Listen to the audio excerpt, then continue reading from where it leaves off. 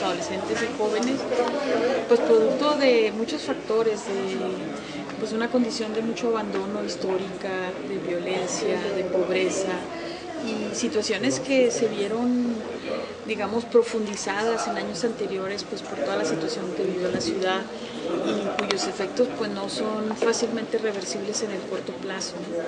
Entonces sí tenemos también una institución educativa, las escuelas a nivel secundaria, preparatoria. Yo creo que estos dos niveles son muy críticos en la ciudad. Yo creo que todavía más el nivel secundaria, debido pues a la condición adolescente de muchos de nuestros adolescentes, pues que han crecido en condiciones muy adversas y también a los modelos educativos tan desfasados de la vida de nuestros adolescentes que tenemos. Es decir, tenemos una escuela que enseña pocos saberes para la vida, de conocimientos fragmentados, que poco articula cuestiones interesantes, y hoy pues los adolescentes viven en otros contextos, en la era digital además, y entonces es muy difícil para los maestros, si no hay una formación en aspectos relacionados con la adolescencia y la juventud, poder encontrar caminos, ¿verdad?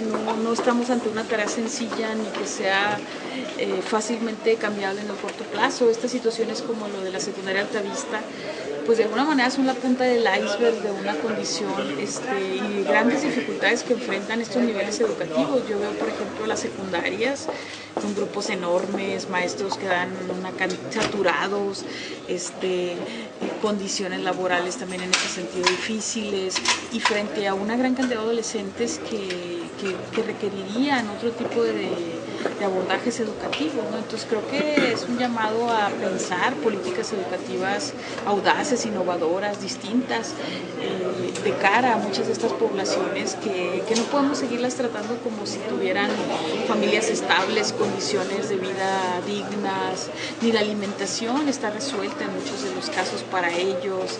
Entonces, pero también tampoco son chicos, yo estoy en contra, por ejemplo, de la política de expulsar a todos los del consumo. Pues tendríamos que expulsar a la mitad de nuestros adolescentes de muchas escuelas, dependiendo de las zonas, ¿verdad? Y todo, pero se tiene que pensar otro tipo de estrategias, y ahí es donde creo que se requieren otros saberes, que se requieren otras especialidades, se requieren pensar otro tipo de políticas, y desafortunadamente no las hemos tenido, ¿no? Y creo que no podemos seguir pensando más de lo mismo, ¿no? Cuando se piensa en prevención, se piensa en pláticas, pues sabemos que las pláticas no son prevención, ¿no? Tenemos que pensar en otro tipo de estrategias de atención, de involucramiento, de diseños institucionales para muchos de nuestros adolescentes y jóvenes, ¿no? Y creo que es importante este momento porque no quisiéramos que esta situación se repitiera, ¿verdad?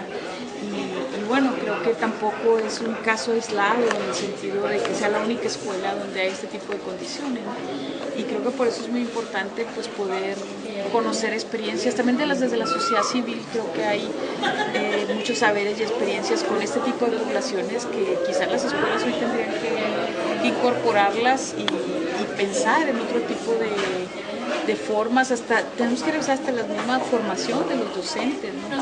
Hoy a un maestro no le puedes enseñar que nomás sepa biología o cómo dar biología, o que sepa matemáticas, si frente a sí tiene adolescentes con problemáticas fuertísimas, por ejemplo, el consumo de drogas, por ejemplo, las dificultades de aprendizaje, por ejemplo, la dificultad para centrar la atención, por ejemplo, la condición emocional de gran inestabilidad, por ejemplo, incluso el hambre, ¿no? Desafortunadamente se han abandonado o se dio un gran retroceso en lo poco que llevábamos avanzados, por ejemplo, los programas de escuelas de tiempo completo, ¿no? En el 2010, 2011, 2012 se empezó la estrategia de escuelas de tiempo completo con el programa Todos Somos Juárez, que incluía 3 horas de actividades extraescolares y la alimentación, la comida. Eso pues prácticamente ya se acabó, ¿verdad? Se generó un esquema de escuela de tiempo completo un poco ampliada hasta las 2:30, pero sin alimentación.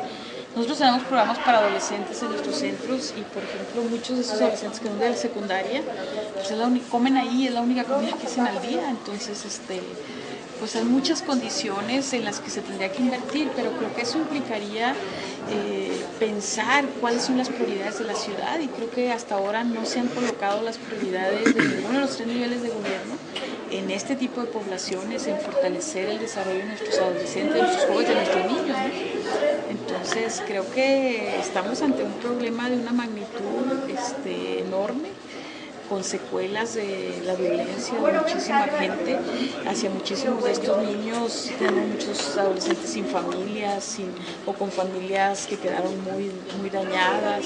Entonces pues se requieren políticas, se requiere una inversión importante en ese tipo de programas, y se requiere que los diseñen personas que conozcan pues realmente sobre las temáticas, ¿no? Porque luego pensamos que es un puesto más para repartírselo a alguien que hizo méritos políticos, pero esto es otra cosa.